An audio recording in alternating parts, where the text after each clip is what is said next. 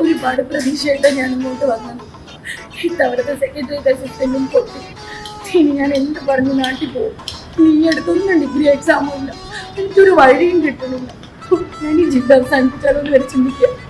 താൻ ഈ ജീവിതം അവസാനിപ്പിക്കുന്നത് തന്നെ ഞങ്ങൾക്കും ഈ സമൂഹത്തിനും നല്ലത്. ഏതായാലും താൻ അവസാനിപ്പിക്കാൻ പോലും താൻ ഒന്നുകൂടി കേട്ടോ, കമ്പനി ബോർഡ് അസിസ്റ്റന്റ് നോട്ടിഫിക്കേഷൻ വന്നത് വിത്ത് റെക്കോർഡ് വേക്കൻസി.